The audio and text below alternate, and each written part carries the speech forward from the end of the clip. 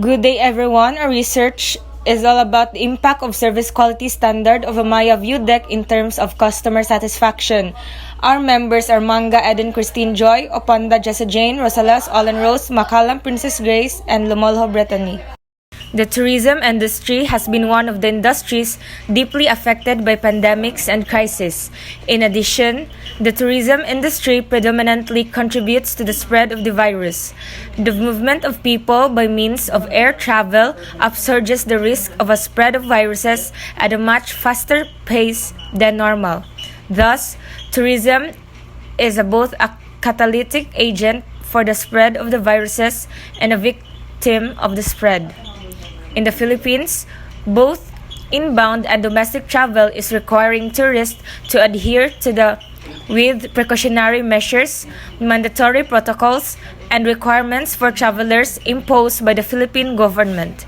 Each destination in the Philippines also has its own set of prerequisites for domestic travelers assigned by the local government unit, LGU, governing the city or province. Among the most visited tourist attractions in Cagayan de Oro City is the Amaya View Theme Park. After their temporary closure, effective since March 17, 2020, they have finally reopened its doors to the public. Amaya View vows to consent to health standards and guidelines by enforcing strict measures to guarantee the security of its employees and customers from the coronavirus disease 2019. Given that the establishment has been operating for a few months now, the researchers of this study would like to investigate whether there is a significant difference between the service quality standard of Amaya ViewDeck theme park after resuming the operation during this time of pandemic. This study will also take into a closer look of the impact of the customers' demographic data affecting their level of satisfaction with the newly implemented services such as the Higala QR code for fast and easy monitoring of customers' profile going into and leaving the establishments. This will be done by gathering and examining customer satisfaction data or ratings and sentiments or evaluation comments available on the open web. Next is theoretical framework. This study is anchored on ServQual model developed by Berry et al. In 1985. ServQual is a widely used service quality standard that involves 5 measurements known as tangibility, reliability, responsiveness, assurance, and empathy.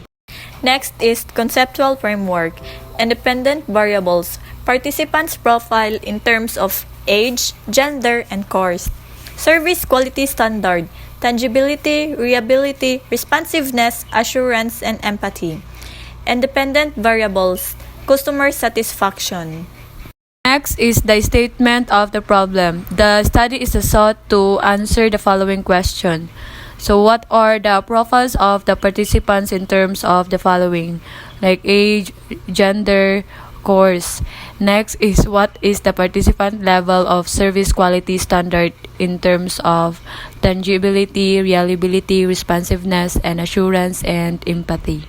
Next is what is the participant's level of customer satisfaction, and is there a significant relationship between the customer satisfaction and demographic profile and service quality standard. Last is which of the variables significantly influence customer satisfaction. Research methodology. This chapter presents a detailed description of the research methodology applied in this study. It is divided into 8 sections that are research settings, research design, respondent, and sampling procedure. Research instrument validity and reliability of instruments, research protocols, data gathering procedure, and statistical techniques. All the discussions provided here are relevant to the present study. Research settings. The target population for this research are the students from Liceo de Cagayan University taking up Bachelor of Science in Tourism Management. Satellite view of the study area. Next is research design, descriptive, correlational, and causal research design. This method is used to assess the impact caused by the participants' profile and their perception on Amaya Vudic service quality standard in terms of tangibility, reliability, responsiveness, and assurance and empathy on customer satisfaction. Next is respondents and sampling procedure. The researchers set the sample in this study of 200 bona fide Liceo de Cagayan University students taking up tourism and hospitality management. Purposive sampling will be used in this study. Choosing of the participants would base whether they have visited Amaya View Deck theme park during this pandemic. Research instrument. A questionnaire utilizing Google Forms will be used as a survey tool. The questionnaire is divided into 3 sections. The researchers have modified the questionnaire using 5-point Likert rating scale. A validation tool will be used to assess its validity. The researchers will acquire from the Vice President of Research, Publication, and Extension Office where the data will be collected. The researchers will then begin the collection of data using survey methods by distributing online questionnaires, Google Forms that will be done through Facebook Messenger. The researchers will be allotting 1 month to compile and gather all the data needed. Is the statistical treatment. The data gathered will be submitted to the following statistical treatments. First is simple percentage. Second is Weightman. Third is person product moment correlation. Last is multiple linear regression. There are 2 types of statistical treatment. First is the level of service quality. Second is the level of satisfaction. That's all, thank you, and we are now open for questions.